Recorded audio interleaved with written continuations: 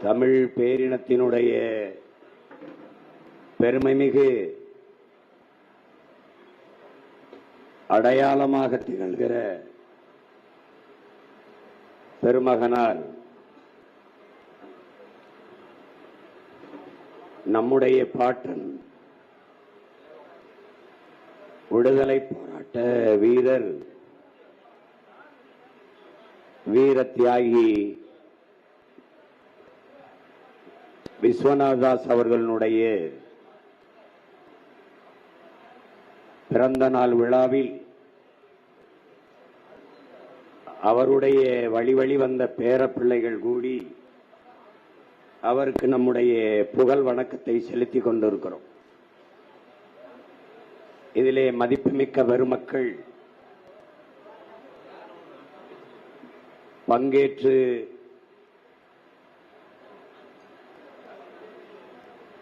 வாழ்த்துரையை வழங்கி அமர்ந்திருக்கிறார்கள்.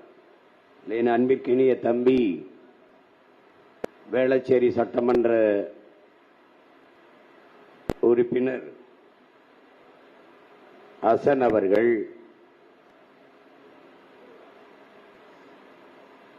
அண்ணா திராவிட முன்னேற்ற கழகத்தினுடைய மாவட்ட செயலாளர் என் அன்பிற்கினிய VN ரவி அவர்கள், காங்கிரஸ் கட்சியினுடைய மாவட்ட செயலாளர் மதிப்பிற்குரிய முத்தழகன் அவர்கள்,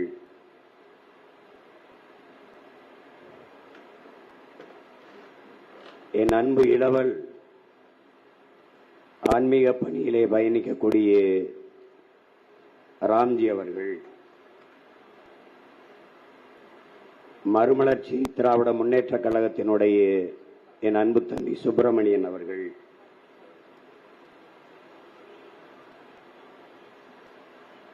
மருத்துவர்குல சொந்தங்களுக்கு முன்னத்தியராக இருந்து வழிகாட்டி கொண்டிருக்கிற ஐயா நடராஜன் அவர்கள்,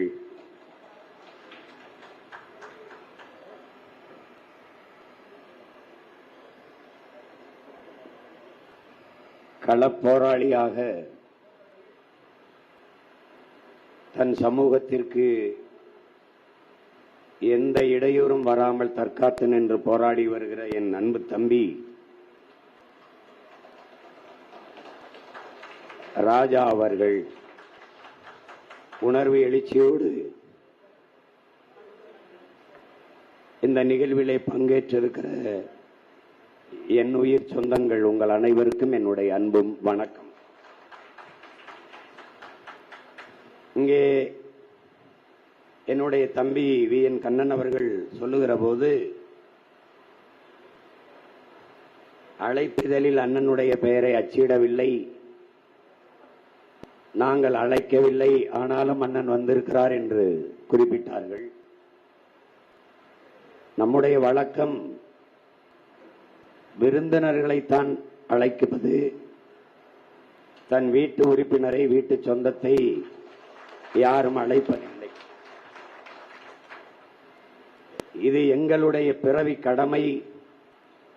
இந்த மண்ணில் வாழுகிற ஒவ்வொரு மகன், சுதந்திர காற்றை சுவாசிக்கிற ஒவ்வொரு மகனினுடைய பிறவி கடமை நம்முடைய பெருமைமிக்க பாட்டனார் விஸ்வநாதாஸுக்கு நன்றி செலுத்துவது, வணக்கம் செலுத்துவது, புகழ் போற்றுவது என்பது. அஞ்சுவதும் அடிபணிவதும் தமிழன் பரம்பரைக்கே கிடையாது என்று எங்கள் உயிர் தலைவர் எங்களுக்கு கற்பித்ததை போல, வெள்ளைக்காரன் காலத்திலே கொடிய அடக்குமுறை சட்டங்கள், கணக்கில்லாத ஆயுதங்கள், சிறை கொட்டடியில் வதை என்று இருந்த காலத்திலேயே நமது முன்னவர்கள், இங்கே பேசிய நம்முடைய மாவட்ட செயலாளர் முத்தழகன் கூட, தாத்தா காமராஜர் அவர்கள் 9 ஆண்டுகள் சிறை, தெய்வ திருமகன் தாத்தா முத்துராமலிங்க தேவர் அவர்கள் அதை போலவே 9 ஆண்டுகளுக்கு மேலான சிறை. இந்த நாடு அடிமைப்பட்டு கிடக்கிற போது, தன் தாய் நிலம் அந்நிய ஆதிக்கத்தின் கீழே அடிமைப்பட்டு கிடக்கிற போது, அதை பார்த்து கொண்டு தன்மானமிக்க எந்த மகன்தான்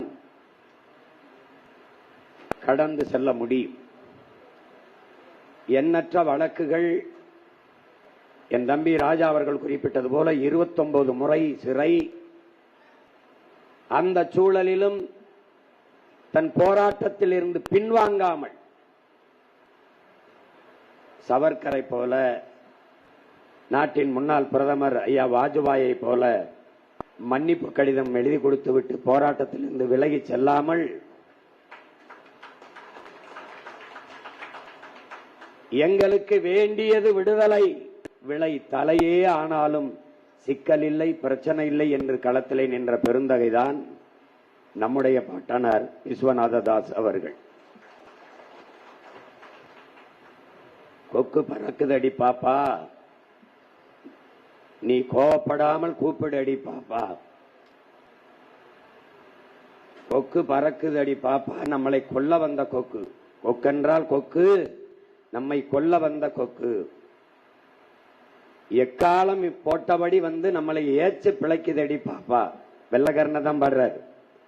வர்த்தகம் செய்ய வந்து நம்மை வாட்டி வதைக்குதடி பாப்பா என்று பாடுகிறார்.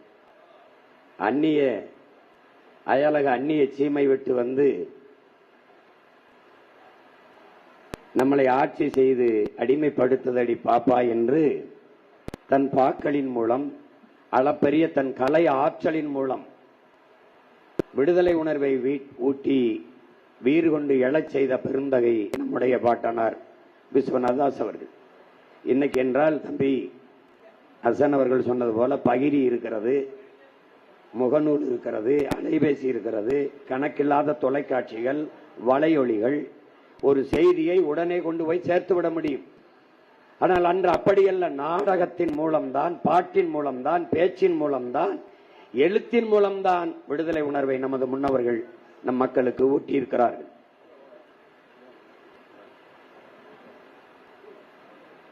அப்படி விடுதலை உணர்வை ஊட்டி போராடி அவர்கள் பெற்றுத்தந்த சுதந்திரத்தில்தான் நாம் இன்று சுதந்திர காற்றை சுவாசித்துக் கொண்டு இருக்கிறோம்.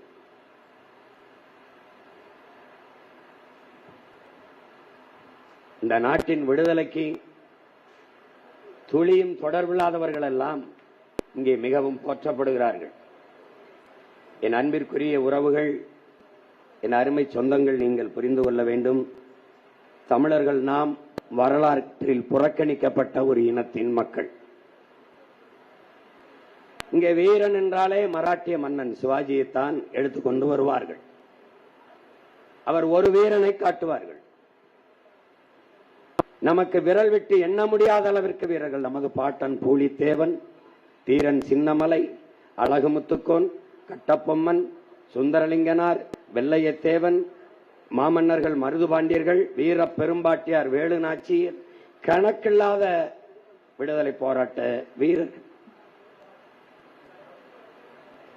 அவர்கள் வீர பெண்ணென்றாலே சான்சிராணி லட்சுமி பாய்தான். நம்முடைய பாட்டியை, வேலுநாச்சியாரை பாடப்புத்தகத்தில் எழுதுகிற போது என் உடன் பிறந்தார்களே, தென்னாட்டின் சான்சிராணி என்று எழுதி நம்மளை படிக்க வைத்தார்கள். ஆனால் இது எவ்வளவு பெரிய வரலாற்று பெருந்துரோகம் என்றால், நம்முடைய பாட்டி பிறந்து இறந்து 85 ஆண்டுகளுக்கு பிறகுதான் மணிக்கர்ணை என்கிற அந்த பெண்ணே பிறக்கிறார். ஆனால் நியாயமாக, நேர்மையாக வரலாற்றை எப்படி பதிவு செய்திருக்க வேண்டும்? சான்சிராணியை எழுதுகிற போது வடநாட்டின் வேலுநாச்சியார் என்றுதான் எழுதியிருக்க வேண்டும். ஆனால் நாம் அதையும்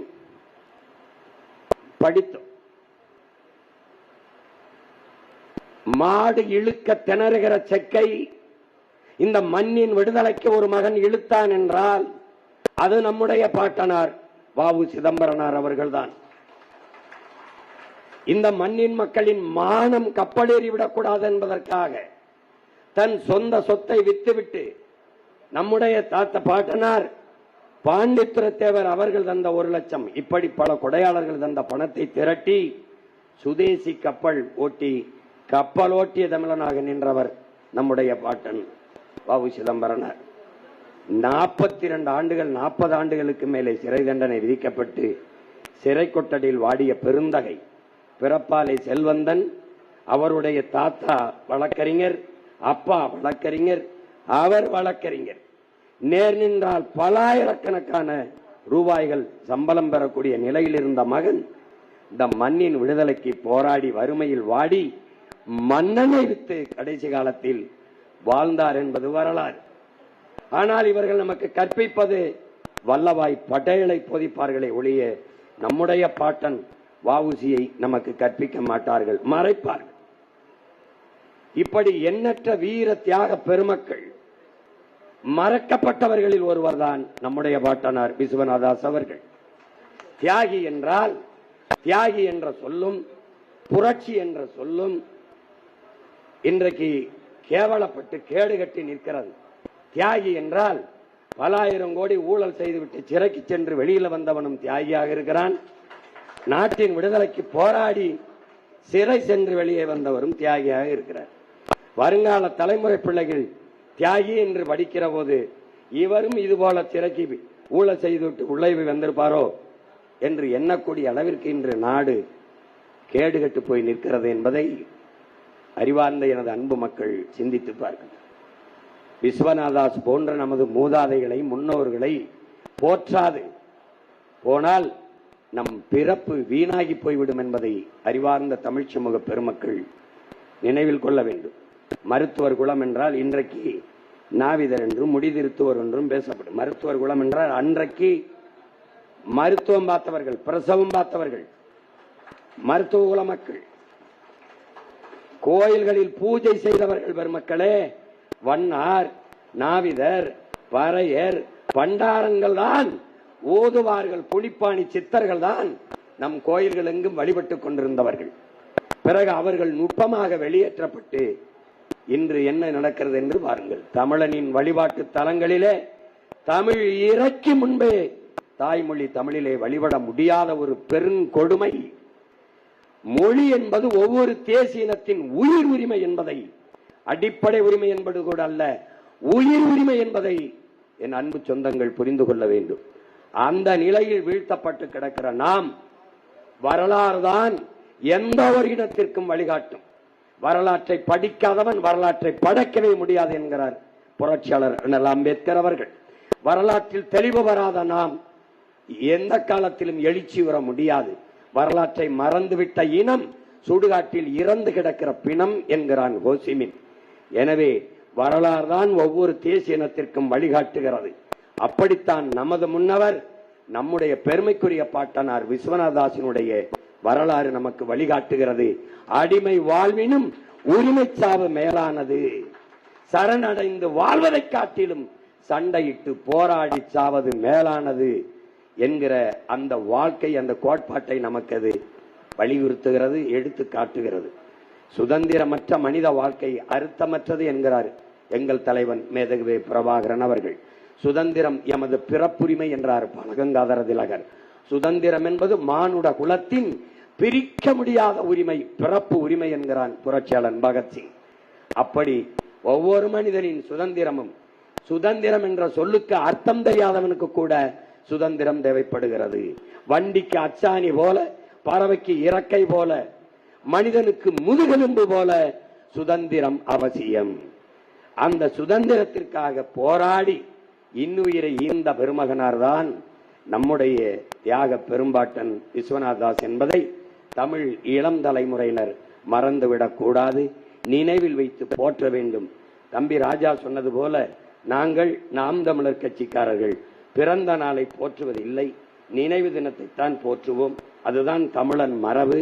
பிறக்கும் போது எங்கள் பாட்டனார் தியாகி, வீரப்பெரும் தியாகி விஸ்வநாதாஸ் இல்லை, வெறும் விஸ்வநாத தாஸ். இறக்கும் போதுதான் அவர் தியாகி விஸ்வநாத தாஸ்.